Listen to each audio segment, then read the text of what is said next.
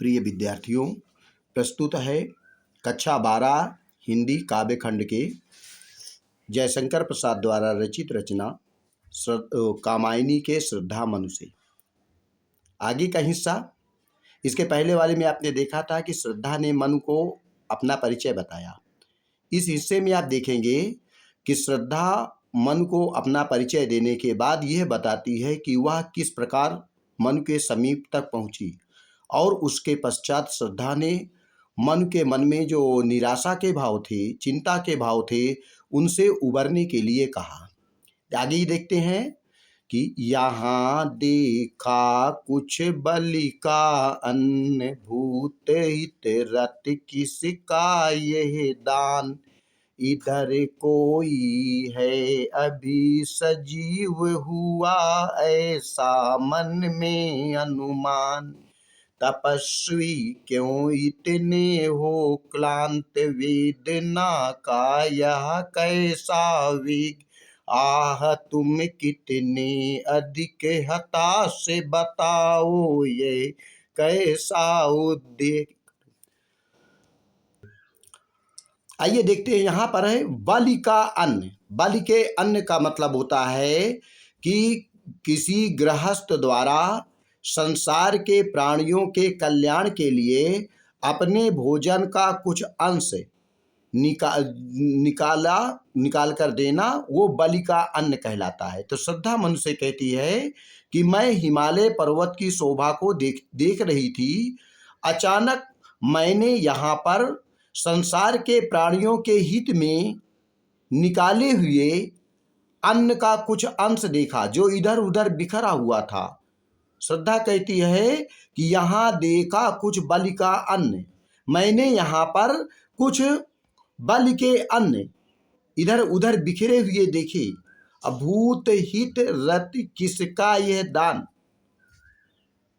तो मैं अचानक चौंक पड़ी क्योंकि यह सुनसान स्थान है और सारा संसार जलमग्न हो गया है।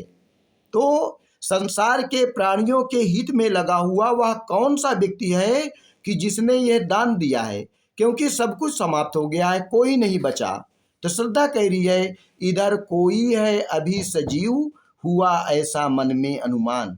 इससे मेरे मन में यही अनुमान लगा कि निश्चित रूप से कोई प्राणी अवश्य जीवित बचा हुआ है जिसने यह जो है अन्न का दान दिया है, अर्थात भोजन का कुछ हिस्सा जो है वो दान के रूप में दिया हुआ है। अब इसके पश्चात श्रद्धा जो है मन से कहती है कि हे तपस्वी, तपस्वी क्यों इतने हो क्लांत, हे तपस्वी तुम इतने क्लांत माने थके हुए, दुखी और निराश क्यों दिखाई दे रहे हो। तपस्वी क्यों इतने हो क्लांत, हे तपस्वी तुम इतने क्लांत माने थके हुए, हताश और निराश क्यों दिखाई दे रहे हो।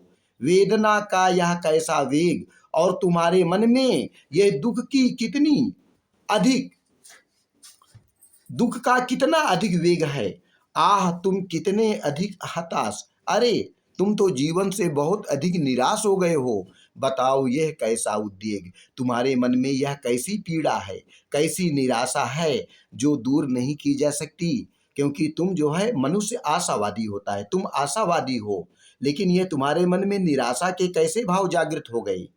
और उसके बाद श्रद्धा आगे कहती है कि दुख की पिछली रजनी बीच विकसता सुख का नवल प्रभात, एक पर्दा या जीना नील छिपाए है जिसमें सुख गात। कहती हैं दुख के काली रात के बीच में ही, दुख की पिछली रजनी बीच, दुख की पिछली काली रात के बीच में ही विकसता सुख का नवल प्रभात, सुख का नई सुबह आती है। अर्थात दुख के बाद सुख आता है, सुख के बाद दुख आता है, ये दुख और सुख का क्रम चलता रहता है। तो श्रद्धा यही बताती है कि दुख की पिछली रजनी बीच विकसता सुख का नवल प्रभात, दुख की काली रात के बीच में सुख का नया सुबह आता है।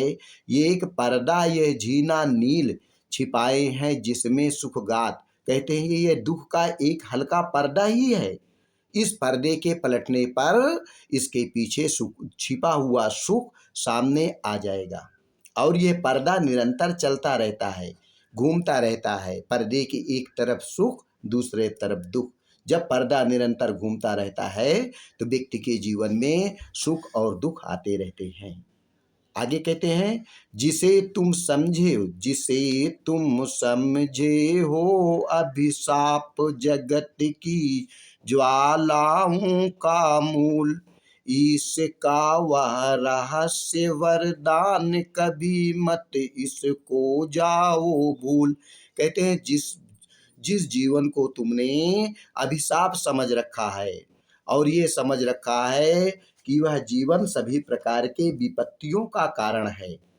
भाई संजीवन है तो विपत्तियां हैं, जीवन नहीं है तो विपत्ति नहीं है। तो जिस जीवन को तुमने अभिशाप समझ रखा है और ये समझ रखा है कि ये सभी प्रकार की विपत्तियों का कारण है, इसका वह रहस्य वरदान, वास्तव में वह विधाता का एक रहस्यमयी वरदान है।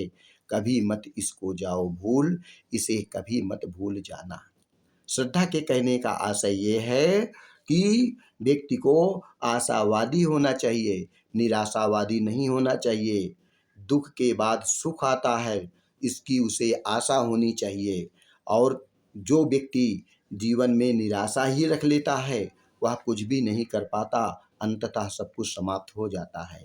इसके बाद वाला हिस्सा अगली बार में देखेंगे।